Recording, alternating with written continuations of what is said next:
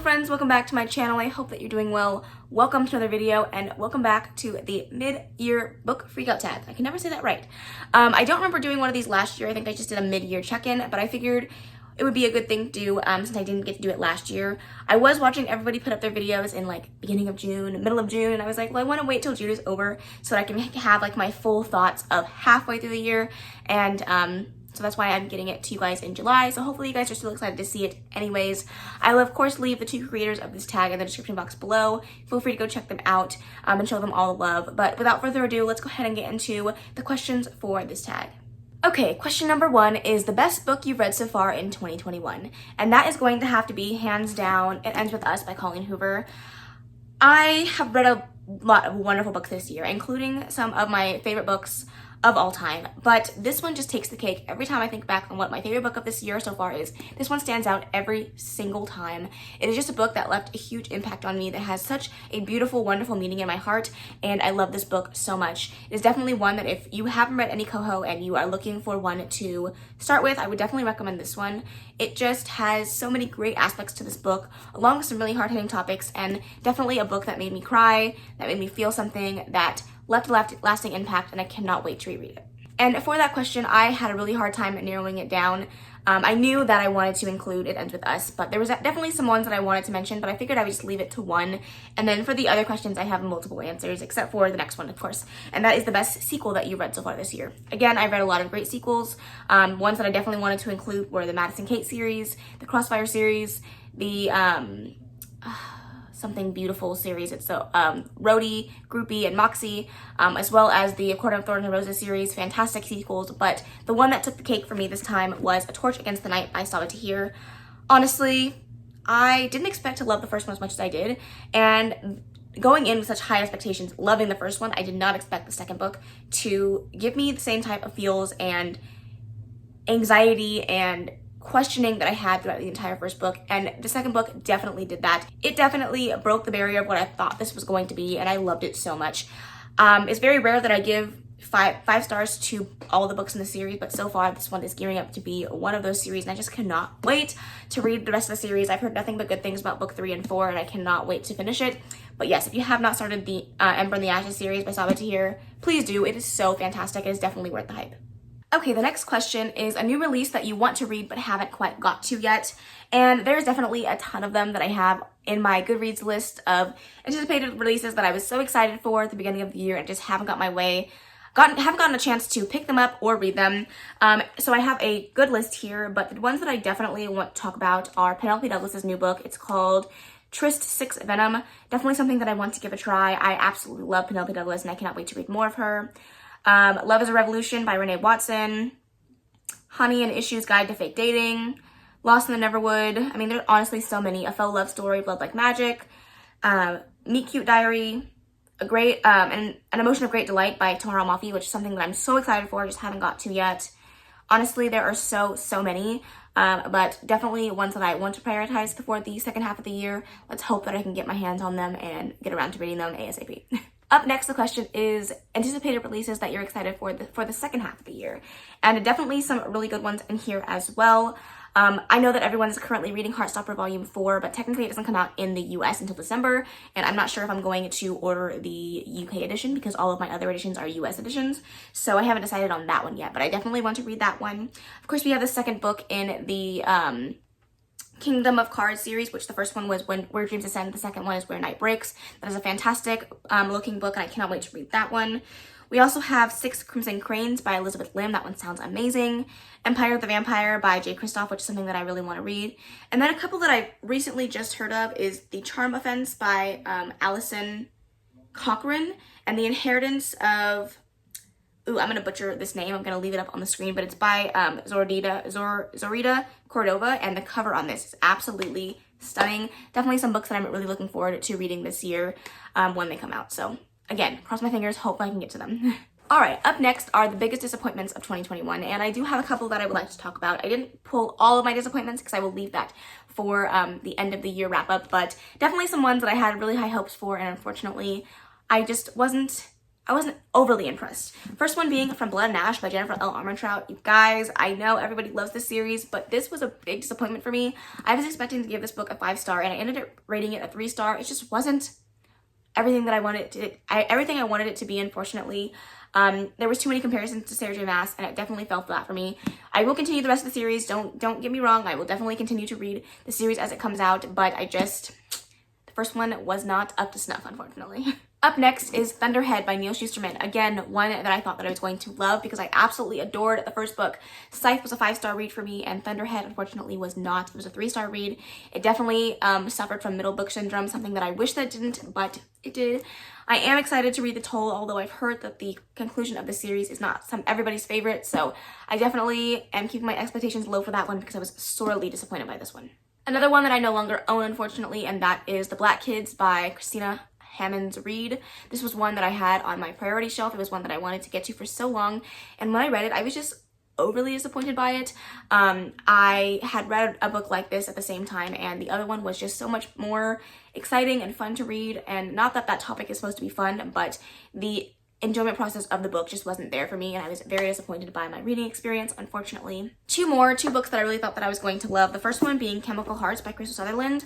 I absolutely loved her first book that I read, the Semi-Definitive List of Worst Nightmares, and this one just wasn't it for me. I had a really hard time connecting with this relationship. I found that it just didn't rub me the right way, and that's unfortunate because I love this author's other work. I will definitely continue to read her work, don't get me wrong. Again, this is one that I'm really excited to continue on with the series, continue on with her work, I mean, but this just wasn't it for me, unfortunately. The last one that we have here is one that I've had on my shelf for a little while, and I actually read it during my reading my Rainbow Pride Month TBR, and that was Her Royal Highness by Rachel Hawkins. I really thought that I was going to love this. I thought it was going to be a really cute, sweet, contemporary novel, and it's not that it wasn't. It just definitely fell flat compared to the other books that I had read during this time period, and that was really unfortunate because I thought that I was going to love these books, keep them on my shelves. I just don't think that this is going to be the case for this one, but I did enjoy my reading experience. It just wasn't quite everything I wanted it to be. Up next is the books that surprised you the most in 2021, and this one is definitely a shorter list than my disappointments because honestly, I have high hopes for most of the books that I read, but sometimes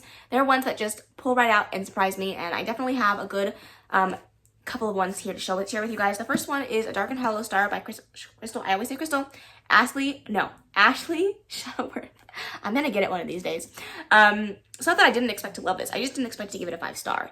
It was really, really good. I think that it definitely surprised me more than I thought that it was going to. I loved the characters, I liked the storyline. The world building was a bit much during my reading experience, but other than that, it was such a phenomenal first book in a series with so much intrigue, so much time and work put into the magic system and the character work, and I just really, really enjoyed it. I didn't think that I was going to love it as much as I did, and I'm so glad that I read it. Can't wait for book 2. Hopefully we get some information on that soon, but I'm really happy that I read this, and it was just so, so good. Definitely recommend it, especially if you liked House of Earth and Blood. I think that you'll really like this one. And that's a steep comparison for me, because you guys know I don't compare Sarah J. Maas to many things, but I think that if you liked that book and the structure of that book, then you'll like this one.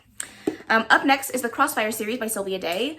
I did not expect to love this series as much as I did. It definitely gives me 50 Shades of Grey vibes. I was like, okay, I'm gonna like it. I like smutty reads. Pretty much every smutty read that I read, I like it. But I loved this series. I binge read all 5 books in a matter of like a week.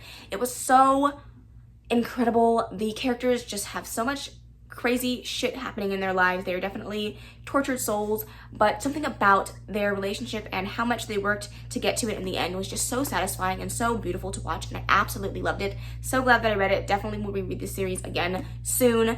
It was so freaking good. And the next book that I don't own, only because I didn't think that I was actually going to like this book. I read this for a vlog that never actually made it to you guys, and that was Giving Authors a Second Chance. And I read one of the good ones by Marissa and Malika Mulit. I read their first book, Dear Haiti Love Lane, last year, and I DNF'd it. I really didn't like that book, but one of the good ones was so good. And this is the book that I was talking about that I read at the same time as The Black Kids, and this one definitely surpassed it. I was not expecting to love this book, and I really freaking enjoyed it.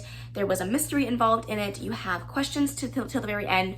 It was just a very interesting but powerful and human read, and I really, really enjoyed it. Definitely recommend it if you're looking for a good book that talks about police brutality and death and grieving and Black lives, but also just sisterly love and healing and trauma. It was so, so good. I really enjoyed it. Definitely recommend it if you're looking for a good book like that. Okay, up next is newest fictional crushes, and I'm a lover of smut. You kind of have to fall in love with the guys that you read, and so there are definitely some high contenders up there for my newest fictional crushes. And so the first two definitely have to come from Miss Mass herself, and that is Rhysand from A Court of Thorns and Roses, and of course Cassian, of course, from A Court of Thorns and Roses series. Now that he has his own book, I love him even more. But those two men, they have my heart. They are so freaking amazing. And I know that not everybody agrees with me, not everybody loves those characters, but mind your business. I love them. They have a special place in my heart.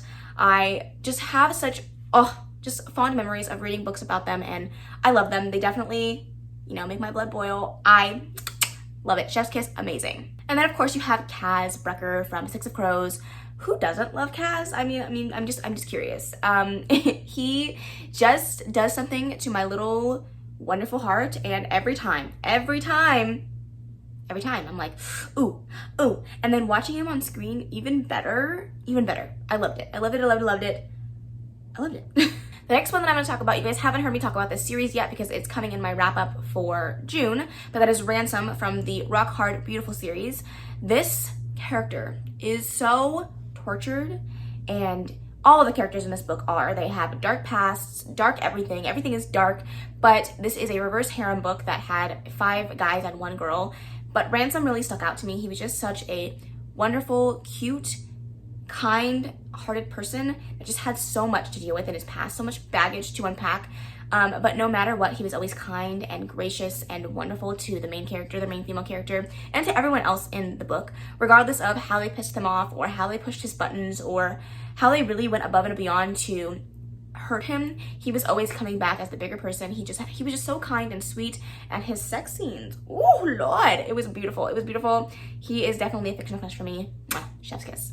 Okay, the next question is books that made you cry. Now, there's definitely a long list of books this year that made me cry.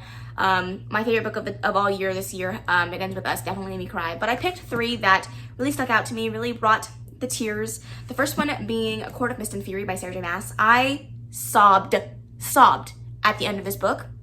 First of all, why? Second of all, why? Third of all, my heart. Why would you do that to me? But it's okay. I made it through. But yes, I was sobbing, crying, kind of like the sobbing, crying that I did when I read House of Earth and Blood. But oh man, it got me in the feels. It made me cry. Not in a good way either. Like I was hurting. Up next, we have All Boys Aren't Blue by George M. Johnson. This book definitely hit me in the feels more than one time in this book. Happy crying, sad crying, mad crying, all the way around. It was just a fantastic memoir, and I really enjoyed it. It was definitely something that I recommend if you're looking for a good memoir about Black queer lives, and it was so amazing and definitely brought tears to my eyes. And then the last one that I'm going to talk about today, I did not expect to make me cry at all, but The 7 Husbands of Evelyn Hugo definitely got me in the feels for sure. I cried, I think, 3 or 4 times reading the end of this book, and it was just so beautifully well done. Taylor Jenkins Reid knows how to write a really human, raw, real character, and she did that in this book, which made it feel so real when you got to the end and experienced all of the feelings with these characters, and it was just so beautifully well done and definitely brought tears to my eyes more than once. All right, next up is books that made me happy, and I'm going to start off with 2 books that I don't own. The first one being the Rock Hard Beautiful series. I love this series so much. I binged it in 2 days. It's a 3-book series. It was absolutely fantastic. Again, a reverse harem, I talked about it a little bit earlier, but the guys in this book, they really go above and beyond to make this one girl just feel so beautiful and special and kind, and I just love it. And I love it when guys that don't like each other come together for one girl. I don't know what it is about reverse harems, but it tickles my fancy. I love it, and every time it really just it gets me. It made me so happy. I loved reading it all the way up until the end, and I cannot wait to get physical copies so I can reread these again because it just did it for me. Up next, we have Penelope Douglas's Birthday Girl. I'm not surprised. Nope, it's a fantastic smutty book with lots of taboo things going on. You have age gap, you have boyfriend's dad, you have a lot of stuff going on, and it just made me so happy to see these characters work through their shit, and I just loved it. I loved it so much. It never ceased to make me happy. Every time I think about it, I want to go back and reread it. It's definitely a contender for my favorite book of the year so far this year, and it is just chef's kiss amazing. That's just like what I have to say for all of these books right now. It's just so freaking good. All right, and the 3 that I own were Throwing It Back to Another Reverse Harem, and that is the Madison Kate series. That is very shiny. I finally own the first book in the series, and you guys, I cannot wait to reread this. I really have this like 3 days, and I've already contemplated picking it back up like 5 or 6 times. This series is so good. This is four people all together. I think it's 3 guys, 1 girl, reverse harem, wonderful beautifulness. It is definitely a dark series, just like the Rock Hard Beautiful series. They are very dark, and they have a lot of trigger warnings, lots of stuff going on in there, but I love them. They just make me so happy, and I cannot wait to reread this. All right, let's throw it to some wholesome reads, because those ones are all very smutty, a lot of stuff going on. You Should See Me in a Crown by Leah Johnson. This one actually made me cry as well, but this was happy tears. It made me so happy to watch these 2 characters make it to the end, and it was just so freaking beautiful. I loved it so much. It's definitely a book about empowerment and being proud of who you are and pushing back against the social norms, and it was just so beautifully well done. I loved it so much. Leah Johnson is coming out with a new book very, very soon, and I will definitely get my hands on that ASAP. And lastly, it wouldn't be a happy recommendation if I didn't recommend The House in the Cerulean Sea by TJ Klune. This book was absolutely phenomenally amazing. I cannot wait to read more of TJ Klune's work. I know that he has so much good stuff out there, and this book really is just a warm hug and middle grade for adults. It's everything that everyone talks about it being, and it was just so amazingly well done. Cannot wait to read it again. I actually missed a question, and that is my favorite new author this year, and that could be new to me or debut. And my favorite new author this year 100% has to be Penelope Douglas. I have read now 3 books of hers, and I have loved pretty much everything about it. I gave 2 of the books 5 stars and 1 a 4-star, nothing less than a 3-star. I have another book on my TBR this month that I'm excited to get to, and that's Credence. I absolutely love her work, her writing, her sexy scenes, her character development. Everything about it is just so amazing. I love her so much. She is definitely 100% my new favorite author this year. Okay, the second to last question in this tag is the most beautiful book that you have bought, received, were gifted this year, and I definitely have some ones that I want to talk about because I have some really beautiful books here, and it just makes me so happy to see beautiful book covers. Nothing is better than that. First up, we have the Owl Crate edition of The Ones We're Meant to Find by Joan He. This is absolutely wonderfully beautiful. I love the color scale that they did with this. They went from like blue greens to pinks and purples, and I absolutely love it.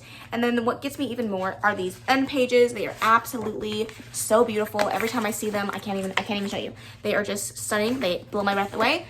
For a sci-fi book, I love it. I love it. I love it. I love it. So beautiful. Cannot wait to read this. I've heard mixed reviews so far about this book, but the cover. Oh, the cover. Okay, another one that I'm just so blown away by this cover, and that is Upon a Burning Throne. This is by Shock K. Banker. This cover is stunning. I don't know who did the cover art, but they need a round of applause. They need a pat on the back. Somebody needs to pay them extra because this is absolutely stunning. I love it so much. Yes, yes, yes, yes, yes. I've decided that I have a thing about purples because the next one that I have here is The Kingdom of Copper by S.A. Chakraborty. And this cover, the iridescent shine that you get with this cover, plus when you get it in the right spot, that is absolutely gorgeous. But the purple, the blues, all of the colors mixed in here are just the best thing I've ever seen. I love this spine. It is gorgeous. Definitely a high contender for one of my favorites. And finally, a book that I've wanted on my shelf for so long, and I'm so glad that I actually got a Owl Crate exclusive edition of this, and that is Witches Steeped in Gold. This cover is stunning, but it's not even the cover that gets me. It's 100% the art underneath. I have never. It's so good, it hurts. And lastly, my last honorable mention here is House of Hollow by Crystal Sutherland. I talked about her earlier, unfortunately, in my most disappointing books, but it does not stop me from wanting to pick up even more of her work. And this cover, you guys, oh, it's stunning. I love it. There's something creepy and ominous, but also beautifully twisty about it, and I love it so much. It is absolutely gorgeous. The back is also stunning. Great job to the cover designer because they killed it. Okay, and the last question is the books that you absolutely have to get to by the end of this year. And I definitely have a good stack here, but first I'm going to talk about my wonderful, beautiful coho. You guys, I need to read these. I have so many Colleen Hoover books that I would like to get to. I don't need to get to all of these books by the end of this year, but I at least need to get to some of them. So we have Hopeless, Without Merit, Ugly Love, Layla, Confess, Regretting You, and Verity. And I'd love to get to at least most of them, if not all of them, by the end of this year. But Colleen Hoover just does something to me. She really just gets me in the feels every time, and I'm so excited to read more of her work. And up next is a few sequels and some standalones that I really, really want to get to before the year is over. The first one being Occulta by Miyamoto. I loved the first book in this series so much. It was a wonderful YA fantasy that I really enjoyed, and I'm really excited to get to book 2. I've heard really good things so far about the sequel, so I'm hoping that I love it as much as the first one. Another chunky book that I would like to read is The Serpent's Curse by Lisa Maxwell. This is the third book in the Last Magician series. I'm having a hard time getting the words out today. But I didn't love the second book, but I have high hopes for book 3. As chunky as it is, it better be fantabulous because I'm going to be thoroughly upset if it's not, but I'm really excited for book 3. Then we have the first book in a series, and that is Chain of Gold by Cassandra Clare. I really want to get to the Last Hour series, especially because I finished the Infernal Devices last year, I believe. So I haven't read any Cassandra Clare yet this year, I don't think. I could be wrong about that, but I am really excited to continue out with her Shadowhunter's World and start the first book in the Last Hour series. And the next two are just standalones that I would love to get to. The first one being A Little Life by Hanya Yagahara. I have heard nothing but good things about this book. I heard that it's sad, but I've also heard that it's really just tragedy porn, and you know what? I'm not opposed to it. It's just the size of this book. Why is it so chunky? That's all I want to know. That's all I want to know, but I am really excited to get to this, and I know a lot of you guys are excited to hear my thoughts, so hopefully I can get to this soon. And finally, the last book that I want to prioritize for this year is The Starless Sea by Erin Morgenstern. I started this book and got about 40% into it last year as a library book, and I never got back to it, and I really would like to finish this. I have heard really good things about it, and from what I read when I first picked the book up, I really enjoyed it. I'm hoping to get back around to this really soon. Hopefully I can get it on a TBR, but every time I have TBRs, I just forget to put this one on there, so that's my own fault, my bad, but I'm really excited to get to this one, and I'm hoping it could be like yesterday. Okay, that is the end of this mid-year book freakout tag. I hope that you guys enjoyed it. I do have some mid-year check-in stuff coming soon. I have some stats as well as a series check-in, so stay tuned for all of that. It's going to be a fun ride, but I really hope that you guys enjoyed this video. If you did enjoy it, leave a white emoji. I don't know why the author is white, but every time I try to think of emoji, I can never think of just one, so colors work better for me. But leave a white emoji down in the comments below if you made it to the end. I really hope that you enjoyed it. If you did, please make sure to give it a big old thumbs up. Don't forget to subscribe before you leave, and of course leave any comments, questions, and suggestions in the comment section below, and I will see you in the next video. Bye.